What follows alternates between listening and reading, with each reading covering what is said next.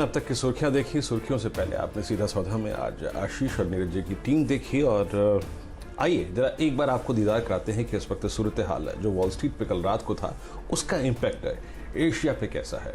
और SGX Nifty अगर आप देखें आज सुबह से ही पहले टिक से ही उस पर हरियाली छाई हुई है। शुक्रवार का दिन आपके लिए हमारे लिए कुछ खुशगवार गुजरे। कोरोना के आंकड़े कम आए, रिकवरी के केसेस ज़्यादा हों, इसी उम्मीदों के साथ शुरुआत करते हैं इस कार्यक्रम की। 14867 करीब आधा % ऊपर SGX निफ्टी ट्रेड करता हुआ दिन के शिखर पर अगर आप देखें तो। इस बीच एक बार जरा रेस्ट ऑफ एशिया को देखते हैं। रेस्ट ऑफ एशिया में क्या हो रहा है और रेस्ट ऑफ एशिया में जो इस वक्त रुझान है उसको देखते हुए अगर आप देखें तो आप कह सकते हैं कि आज एक शुरुआती बढ़त आपको मिल सकती है। निक्केई करीब 82 अंकों पर यानी फीसदी के लिहाज से 1/4%, कॉस्पी लगभग 2/3% ऊपर है। ताइवान का इंडेक्स 183 अंकों पर यानी करीब 1% ऊपर कारोबार कर रहा है। तो एशिया में शैल जी यहाँ पे अच्छा खासा रुझान है and same is the case with Nifty bank, SGX Nifty माफ कीजिएगा। और एक बार चलिए अब इसके बाद देखते हैं कि आपका हैंग सेंग करीब 171 अंकों पर, शंघाई आधा % ऊपर ट्रेड करता हुआ और स्ट्रेट टाइम्स लगभग 23 अंकों पर ट्रेड कर रहा है। आइए आपकी मुलाकात आपके आज के CNBC आवाज के पैनल से कराता हूं पहले, फिर चलते हैं शैल जी के पास ग्लोबल मार्केट्स को समझने के लिए। हमारे साथ मुंबई से आज आर्थिक राजधानी से विलुमनील के मयूरेश जोशी होंगे, राजेशवरपुते.com के राजेश शतपुते होंगे, सेंट्रल वेल्थ मैनेजमेंट के आशीष चतुर्म होता, मोतीलाल ओसवाल फाइनेंशियल सर्विसेज से चंदन तापड़िया होंगे, इक्विटी 99 के राहुल शर्मा इनकी कैश की कॉल्स पे फोकस करवाएंगे, प्रकाशगवा.com के प्रकाश गवा और एक्सिस सिक्योरिटीज के राजेश पालवी आज हमारे साथ होंगे। गुरुग्राम से जुड़ेंगे FNO ट्रेड से बातचीत करने के लिए असद बरन पाती लखनऊ से होंगे, manasjaiswal.com के मानस जायसवाल और मध्य प्रदेश से होंगे thestreetwinners.com की रचना वैद्य। शैल जी चलिए, तो आपके सामने 8 दिग्गज जुड़ेंगे और शुक्रवार के दिन बहुत ही बढ़िया आपको स्टॉक कॉल्स आती हुई दिखेंगे। मूड माहौल बहुत ही ज़बरदस्त आपको भारतीय बाज़ारों में दिख रहा है। कोविड की समस्या तो हमारे सामने है ही, लेकिन अमेरिकी बाज़ारों से आपको क्या संदेश आते हुए दिख रहे हैं ये बताएंगे हमारे मित्र वाजपेयी साहब। नीरज जी, एक बात तो ये है कि कोई US फेड की बात सुन नहीं रहा। बार बार वहाँ के जो ऑफिशियल्स हैं ये कहते हैं कि भाई एसेट्स ओवरहीटेड हैं, थोड़ा संभल कर चलो। लेकिन अगर क्रिप्टो मार्केट को देखा जाए और डाउ का इंडेक्स देखा जाए तो तेजी रुकने का नाम ही नहीं ले रही। सर, क्रिप्टो को तो अब गोल्डमैन सैक्स ने भी अपना लिया है और वो अपने तमाम क्लाइंट्स को इसकी बात कह रहे हैं कि अब आप आइए और डॉलर दीजिए हमें और क्रिप्टो लीजिए। तो ये जो पैराडाइम शिफ्ट है उसको शायद दुनिया के सेंट्रल बैंकर्स बहुत देर से समझेंगे। $1 ट्रिलियन का मार्केट कैप हो चुका है बिटकॉइन का, 4000 से ज़्यादा क्रिप्टो करेंसीज हो रही हैं और अभी भी डिनाइल मोड में है अगर सेंट्रल बैंकर्स दुनिया भर के, तो खैर वो उनकी प्रॉब्लम है। लेकिन आपने सही कहा कि सेंट्रल बैंकर्स चाहे जहाँ के भी हों, सब बीच में एक ना एक ऐसी बात बोलते रहते हैं जिससे आपको सुनकर डर लगेगा, लेकिन मार्केट उसको डरता नहीं है। इसलिए क्योंकि उसी फेड के एक और गवर्नर साहब हैं, उन्होंने कहा है कि इन्फ्लेशन बढ़ेगा लेकिन हमें उसकी इसलिए चिंता नहीं करनी चाहिए क्योंकि वह 50 गवर्नर मिल के फेड बनता है और उसका भी चेयरमैन होते हैं, क्योंकि ये बहुत शॉर्ट लिव्ड होगा अगर कहीं पे ब्लिप आता है तो, क्योंकि कंजम्पशन भी उसी रफ्तार से और इनकम भी उसी रफ्तार से बढ़ रही है। तो इसलिए जो स्टेबिलिटी रिपोर्ट की जिक्र आप कर रहे हैं उसको लेकर के बाजार का बहुत परेशान हुआ नहीं। इसीलिए आप देखिए डाउ में बहुत तेजी थी, बैंक्स के बहुत अच्छे रिजल्ट आए हैं, गोल्डमैन सैक्स के ही, या नैस्डैक 6 दिन बाद कल ग्रीन में बंद हुआ है, ये बहुत पॉजिटिव संकेत है। जॉब रिपोर्ट्स आनी है आज पूरे महीने की, 10 लाख नई नौकरियां क्रिएट की गई हैं वहाँ पे, ऐसी संभावना आने की। तो इकनॉमी एक अलग फ्रंट पे चल रही है और मार्केट उसी को देख रहा है। चलिए, ये रणनीति आपके सामने कम से कम अमेरिकी बाज़ारों से आती हुई आपको दिख रही है और ये बात मान के चलिए कि डाउ की जो तेज़ी है वो बहुत ही मजबूती से आपको आगे बढ़ती हुई दिख रही है। वैसे नीरज जी, एक इंटरेस्टिंग आंकड़ा मैं आपको दूं, बर्कशायर हैथवे, वॉरेन बफे साहब को हम लोग बहुत सालों से ट्रैक कर रहे हैं, कम से कम 25 साल से तो मैं ही उनकी परफॉर्मेंस देख रहा हूं। उनका एक शेयर है जो लिस्टेड है US मार्केट्स में और नैस्डैक में एक अजीब सी परेशानी हो गई है कि इतने बड़ा है उस शेयर की वैल्यू, वहाँ पर आप देखिए एक सॉफ्टवेयर प्रॉब्लम की वजह से कुछ देर के लिए वहाँ पर ट्रेडिंग रोक दी गई उस काउंटर में। और अब नैस्डैक जो है वो कोशिश कर रहा है कि भाई अगले 2-1 हफ्ते में वो अपना सॉफ्टवेयर अपग्रेड करे और वॉरेन बुफे साहब का जो ए क्लास का शेयर है उसकी वैल्यू ठीक से आपके सामने आकी जाए। तो ऐसी ऐसी परेशानियां भी ज़िंदगी में होती हैं, ये पहली बार पता चला। लेकिन निफ्टी और बैंक निफ्टी में आपको क्या करना है ये आपको बताते हुए दिखेंगे हमारे मित्र वीरेन जी। वीरेन जी, एक बढ़िया आपने सेंचुरी लगती हुई देखी कल निफ्टी पर 14,725 के आसपास ये इंडेक्स आपको बंद होता हुआ दिखा वीकली एक्सपायरी वाले दिन। बताइए, आज नया हफ्ता शुरू हो रहा है निफ्टी और बैंक निफ्टी के लिए, आपकी रणनीति क्या है? जी हाँ शायद जी, देखिए कल हमारा जो कमाई का अड्डा का टारगेट था वो था 14,745। वो क्या था पहले उसको समझते हैं और आज हमें एक ट्रेड जोन क्या मिलेगा उसको देखते हैं। याद रखिएगा, कल कॉल राइटर्स परसों से प्लेस्ड होने शुरू हो गए थे 800 के जोन में। उन्होंने आपको एक्सपायरी डे के लिए एक विकल्प दिया था कि बॉस डिप को बाय करो और आपको मैं क्लोजिंग तक 745 दिखाऊंगा, 765 दिखाऊंगा। तो निफ्टी ने वो कर दिया।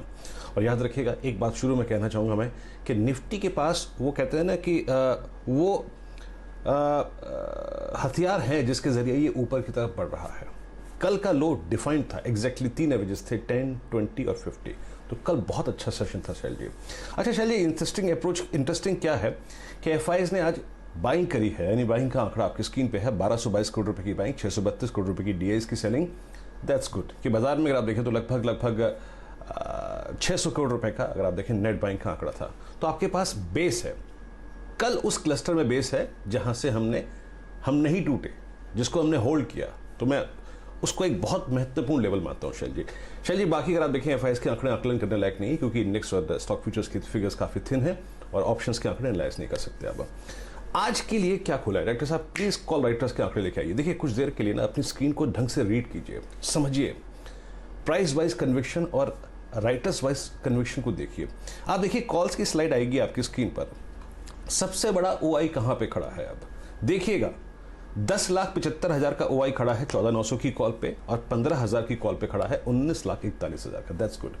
ये इंडिकेट करता है बॉस कि मैं आपको एक स्कोप दे रहा हूं कि आप ट्रेवल कीजिए 14,850, 880 तक। ये स्टैट्स ये कहते हैं। नीचे पुट्स को देखिए, आप देखिए versus call writers, put writers में कन्विक्शन ज्यादा है।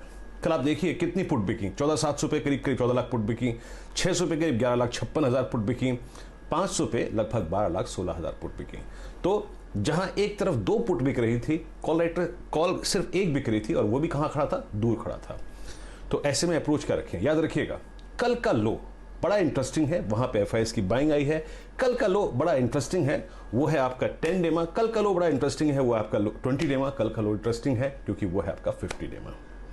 तो वो एक बेस है, इस बेस के ऊपर हर डिप को आपको खरीदना है। और याद रखिएगा ऊपर आपके लिए जो जोन खुला है शैल जी, वो है आज 758,781, ये स्पॉट की टिप्पणी है, और 812 और उसके बाद 842 के ऊपर आप 880 तक टिकल सकते हैं। मैंने कल भी कहा था कि अगर 745 और 740 के जोन में आ जाए तो नेक्स्ट वीकली कॉन्ट्रैक्ट की यानी 12 मई की कॉल ले लीजिएगा, और वो अगर आपके पास है तो उसे होल्ड करिए। शैल जी डेटा अच्छा है, निफ्टी के पास वो हथियार हैं like metals, like IT, like pharma, जो डोमिनेट कर रहे हैं और निफ्टी के अपसाइड को वो खोल रहे हैं। शैल जी ओवर टू यू। तो वीरेन जी, आपकी जो आखिरी लाइन थी ना, उसमें आज सभी कुछ छुपा हुआ है। 3 सेक्टर्स जो आपको बहुत बढ़िया तरीके से ट्रेड करते हुए दिखेंगे। मेटल्स ऑल टाइम हाई पर, टाटा स्टील के नतीजे आपने देखे चौथी तिमाही के, हल्का सा डिप मिला और उसके बाद क्या फर्राटा रैली आपको वहाँ देखते हुए मिल रही है। साथ ही साथ आपके साथ आईटी स्टॉक्स दौड़ते हुए चल रहे हैं, बहुत सारे मिड कैप स्टॉक्स हैं आईटी में जो वैल्यूएशन अब चेस कर रहे हैं फ्रंटलाइन काउंटर्स की। और फार्मा के तो क्या ही कहने हैं, रोज़ नीरज जी की आप सीधा सौदा की टीम देखिए, वहाँ पर आपको दिग्गज 4 या 5 खिलाड़ी मिलते हैं जहाँ पर आपको आज की तेज़ी आती हुई दिखती है। तो ये बात तो हुई निफ्टी की। बैंक निफ्टी पर ध्यान केंद्रित कीजिए वीरेन जी, फ्लैट क्लोज 32,830 और लड़ाई 100 ईएमए पर। हाँ शैल जी, यहाँ पे दिक्कत यह है कि जो दमखम मेटल्स में है, जो जिस प्रकार से आपने टाटा स्टील पे अगर आप देखें बीते 10 दिन में टिप्पणी करी है, जेएसडब्ल्यू स्टील पे की है आपने, फार्मा पे टिप्पणी करी आपने, आईटी पे टिप्पणी करी, जो मूव उनमें है वो बैंकिंग स्टॉक फ्यूचर्स में नदारद है। पहली बात तो ये है। लेकिन कल मेरी एक्सपेक्टेशन थी, मैं कल गलत था, नो डाउट, मुझे इसको कहने में कोई हेजिटेशन नहीं है कि मेरे को लग रहा था कि हम 33,000 के क्लस्टर को निकाल देंगे और 33,400 33,500 तक जाएंगे, लेकिन वो नहीं हुआ। एक्सपायरी डे के दिन बावजूद इसके कि निफ्टी ट्रेवल कर रहा था डे हाई पर, बैंक निफ्टी के कॉल राइटर्स ने उसके 33,000 के जोन के नीचे उसको प्रेस करके रखा। दिक्कत यह शैल जी कि अभी HDFC बैंक को लीड नहीं ले रहा है। आज 3 चीज़ों पर हमें शैल जी फोकस करना है, उसके बाद मैं बैंक निफ्टी पे आऊँगा। ICICI, एक्सिस और कोटक, ये 3 चार्ट ऐसे हैं जो कि पूरे बैंक निफ्टी के स्टॉक्स में से 3 मात्र ऐसे स्टॉक्स हैं जो कि अपने सारे एवरेजेस के ऊपर ट्रेवल करने का दमखम रख सकते हैं, जो कि अपसाइड क्रिएट करने का दमखम रख सकते हैं। लेकिन वो होगा क्या, वो टाइम डिसाइड करेगा। तो हमें करना क्या है, देखिए कॉल राइटर्स अभी भी 2 जोन में बहुत स्ट्रांगली प्लेस्ड हैं, 3 जोन में। इनफैक्ट कॉल राइटर्स के आंकड़े लेके आइएगा, 33,000, 33,500 और उसके बाद 34,000। 34,000 की बात छोड़ते हैं अभी, याद रखिएगा 33,000 क्या है। मेरी कमेंट्री लेके आइए प्लीज। 33,000 पे 2 चीजें हैं। हमने जो निफ्टी पे देखा शैल जी, कल का लो क्या था, 50-20 टेंडेमा, और अभी इसको डिमोरलाइज कर रहा है, अभी इसको बैकफुट पे लेके आ रहा है आपका 50 डे एक्सपोनेंशियल मूविंग एवरेज। याद रखिएगा बैंक निफ्टी का 50 डे एक्सपोनेंशियल मूविंग एवरेज आता है करीब 33,070, 33,130 के जोन में। ये 50 पॉइंट बहुत डिफिकल्ट है। इसके ऊपर अगर हम टिकते हैं तो हमें लॉन्ग ट्रेड करना है, चाहे आप फ्यूचर्स कीजिए, चाहे वो आप कॉल ऑप्शन कीजिए। और आपके स्टॉप लॉसेस याद रखिएगा, आज की यानी प्रीवियस डे की क्लोजिंग रहेगी और 33,100, 33,130 के ऊपर शैल जी ये करीब 33,400 तक का मूव दे सकता है, 33,500 और 33,640 तक का मूव दे सकता है। लेकिन इट्स ऑल अबाउट कि वो 3 स्टॉक फ्यूचर्स क्या करते हैं शैल जी, ICICI, कोटक और एक्सिस, और इसके ये 3 चले और बैंक निफ्टी 33,130 के ऊपर ट्रेवल करे तो लॉन्ग आएगा। अदरवाइज आप निफ्टी को ट्रेड कीजिए, अदरवाइज आप जैसे कि आप कह रहे थे कि मेटल्स, फार्मा, IT, उस पर फोकस कीजिए। शैल जी, ओवर टू यू। तो वीरेंद्र जी, क्योंकि मैं मोमेंटम चेस करने में विश्वास रखता हूं, तो मेरा ध्यान तो मेटल्स और IT की तरफ रहेगा। आपकी तरफ से जो आज के त्रिमूर्ति हैं बैंकिंग सेक्टर में, वो रहेंगे ICICI बैंक, एक्सिस बैंक और कोटक महिंद्रा बैंक। चलिए अब इस चर्चा को आगे बढ़ाते हैं। हमारे साथ लगभग 10 दिग्गज पूरे भारतवर्ष से जमा हो चुके हैं। वो आपको एक से एक बढ़िया ट्रेड्स पकड़ाते हुए दिखेंगे। सबसे पहले गुड़गांव से असित बरन जी का स्वागत करते हैं। कल ज़बरदस्त पार्टी हुई होगी, आपका जन्मदिन था, मैं ये मान के चलता हूँ कि पढ़ाई भी हुई होगी, और एक बढ़िया टॉप कन्विक्शन आइडिया हमारे मित्र असित बरन जी शेयर करेंगे और उससे पहले व्यू देंगे निफ्टी और बैंक निफ्टी पर। असित जी, स्वागत है आपका। वीरेंद्र जी की आपने कमेंट्री सुनी, बताइए किस तरीके से आपको बैंक निफ्टी और निफ्टी लगता है आज। Morning, Shelji. Morning, Virenji. Good morning to everyone on the panel. I think, Shelji, like, no, before I talk about the outlook today, I just wanted to bring to notice this thing कि हमारे पास अभी 4 lakh cases on a daily basis is coming, and we know all the things that are going bad in the country. फिर भी market is just 3-4% away from the all-time high, so it talks lot of the resilience of the market. मुझे somehow लगता है कि over a period of time, God's blessing, we will see better days. Cases कम होंगे, vaccinations बढ़ेंगे, and अगर वो सारी चीज़ control में एक बार आ जाएंगे, मुझे समझ लगता है कि it's just matter of time. We will not only cross all time high, but will go much beyond that. And the underneath sectors, be it pharma, IT, banks, they're just ready for that up move. I think ये consolidation थोड़ा हो रहा है या थोड़ा correction हो रहा है. This is just matter of time. That maybe in the month of May itself we will go all time high. So I'm quite positive right now in terms of the outlook for the series, and maybe towards maybe in the June series I think we'll definitely go much higher. Or any correction अगर कभी भी कोई bad news के वजह से आ रहा है, we should use that for kind of positional kind of up move in the market kind of thing.